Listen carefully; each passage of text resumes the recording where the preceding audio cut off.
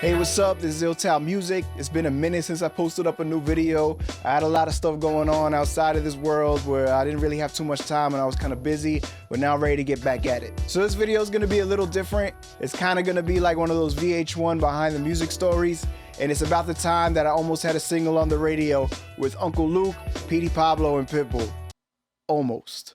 And before I get into it, just really quick, this is literally my last copy of Aphelion for sale. If you're still interested, you could go try buy it on my Bandcamp if it's still there. If not, you're gonna be stuck on Discogs and somebody's probably gonna be charging an arm and leg for it. Also, I wanna give a quick shout out to the comeback.co. They provided me with this shirt today, which is an original vintage tee, New Jersey Drive.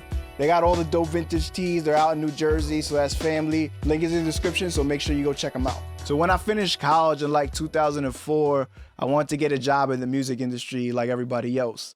I was lucky enough to land an online marketing gig at this independent label called Urban Box Office, or UBO. Now UBO specialized in reggaeton music, and it was like at its height at the time. We're talking about when like Daddy Yankee and Don Omar and everybody like that was really big. As the company grew, they wanted to expand to hip hop a little bit, but there was no way they were going to compete with like a Def Jam or even an independent like Landspeed at the time. So instead they wanted to do like a niche hip hop project.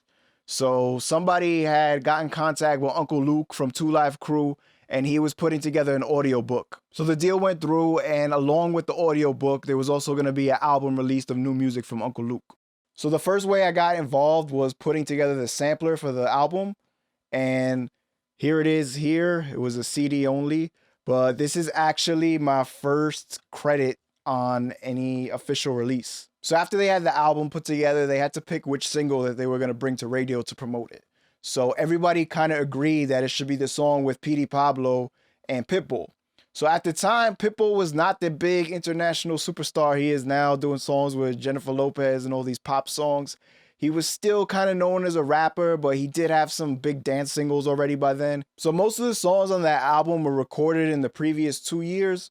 So what sounded like a hit in 2003 on the radio did not sound like it was in its current state in 2005.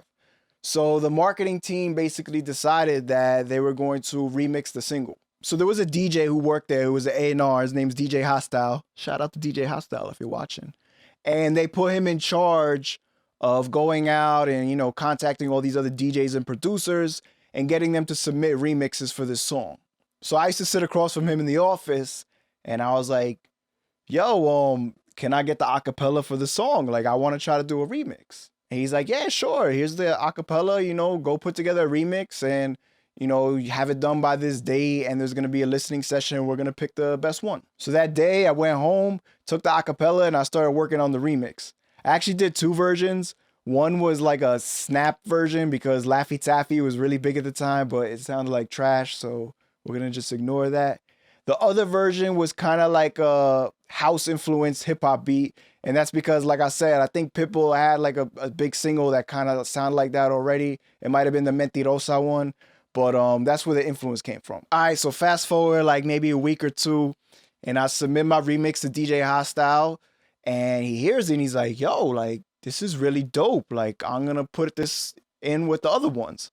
So he made beats too, so he put his own version in there too. So mad props to him, because he could have kind of like, you know, try to stifle me and not put me on there if he really thought my remix was hot. But he did me the favor and put it on there. So he puts together a CD of like, I don't know, I think there was like maybe 6 or 10 versions of the remix. And the whole marketing team had a listening session. So since I did the online marketing, I was in there, but my, you know, opinion really didn't matter compared to, you know, the radio promoters and everybody else. So nobody had knew that my version was in there. So I'm just sitting there, sitting back, and, you know, somebody's version goes, another version goes, and then my version comes on. And everyone's like, oh, that's the one. That's definitely the one. You know, let's hear the other ones really quick, but like that's my favorite right now. So they go through all of them, and they pick mine as the one that they're going to put to radio.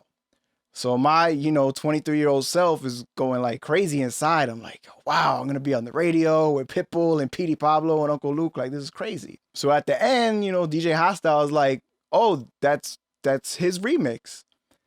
And everyone's like, really? You did that? And I'm like, yeah. So like, wow, it's so good. Like, this is cool, blah, blah, blah, blah, blah, blah. So they're like, oh, it needs to be like mixed and mastered.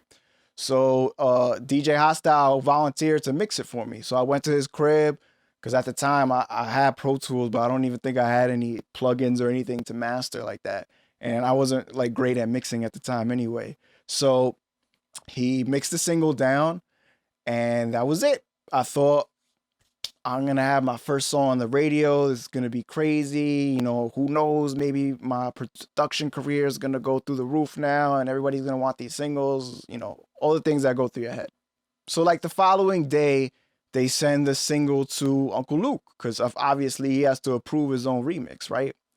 So he hears it and he's like, oh, you know, it's good, but I have another remix that I want you guys to hear first before we pick this one. So Luke sends over the new remix, and again, we have like a little listening session, and they play my version and they play this version that Uncle Luke has submitted. And everyone's like, yeah, it's all right, but whatever. Like, I think we should still go with this one. So everybody there is in agreement. All right, we're going with, you know, Ill Tal's remix. We're going to put it to radio. We're going to press it on 12-inch, the whole nine. So then Uncle Luke calls up again, and he's like, well, here's the thing. The dude that produced this remix is a program director in a radio station, and I want to say it was Atlanta. It was somewhere down south. It was a big market for Uncle Luke. And basically, he said that, you know, if we do his remix, that it's guaranteed however many radio plays. I want to say like 20,000 or something like that, because the dude was the program director. So obviously he was going to play his remix on the radio station. So the record label had two options at that point.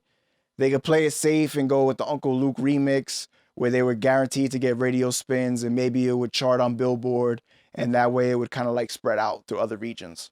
Or they go with my remix from an unknown producer, you know, the guy that works at the label in the background. And, but it's definitely, you know, the hotter version. So being here that I'm making this video, you kind of know what version they ended up going with. And I'd be very shocked if anybody who's watching this video right now ever heard that song, because as you could probably tell, the remix that they ended up putting to radio flopped and didn't do anything. I mean, it's kind of bittersweet. You know, on one hand, that version didn't blow up. So I'm like, I knew I was right. My version was better. On the other hand, that might have been my one opportunity to like really blow up. And, you know, I didn't release the single without their permission or anything like that. I didn't want to get in trouble at the label or get into any like lawsuit type of situation. But everybody that heard my remix knew that my version was better. So now I'm going to play my remix that I actually did. It sounds dated. I mean, I produced it in 2005. Radio was really different back then. And it totally doesn't sound like my style of music that you've heard over the years. It's very popish, I guess you could call it. But yeah, at that time, you know, it fit and it was going to get put to radio. So it must have been all right. So that's it. Let me know what you think in the comments. If you would have heard this on the radio in 2005, if you would have thought it was pretty cool, or you would have turned it off and said, what is this garbage? Anyway, that's it. Peace. Pitbull, Pitbull, Petey Pablo, Petey Pablo, Pitbull, Pitbull, Petey Pablo, Petey Pablo. Make it rain, motherfuckers, make it rain, make it rain.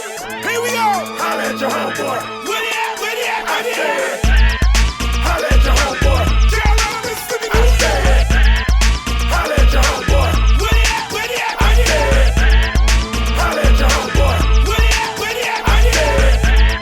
Holla at your homeboy. Hey, see this people, Petey Pablo. Independent hating ass around here ain't even got the right to speak my name. Petey Pablo got a motherfucking job to do. God damn it, I'm doing my thing. I done got blue, come out here with these prostitutes and these silicone chicken heads. Y'all niggas at home with your dick in your palm, wishing you had one of these bone. Your girlfriend get home, look at the phone. I bet you she ain't got them on. I be damn if I let it all walk with the draw the ball. Better have some more in the car, huh? I done had it up to here with y'all. Y'all done guess I should've losing me that you can't turn off. Careful, anything that goes on can goes on. You done around and roll up on the problem, y'all.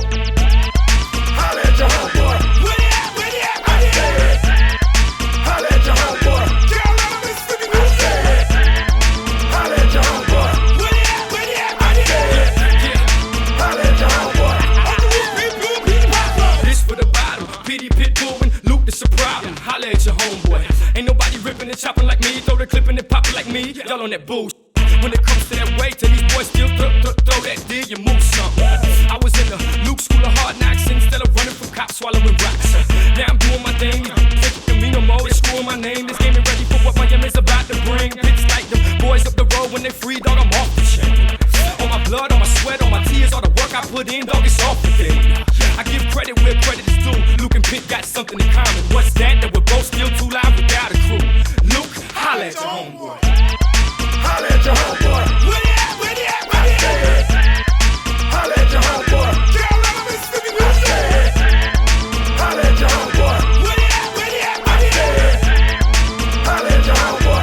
Uncle Luke, Pitbull, Pete Pablo. Anything loud to come out when I'm behind the glass. Stick a strap with a pen in the pad. One of the baddest motherfuckers ever put on pants. Here it's clear. I ain't around this year. I'm freaking league, beating bitches to death. I'm sticking in the ear. I'm busting off on the top of the hill. Ain't that what I said?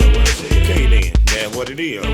If you think I'ma treat it with my bright draws, any different from the ones I treat with grandma's on. How many ways you there for me to see you tell me wrong? Would you understand me better if I just say no?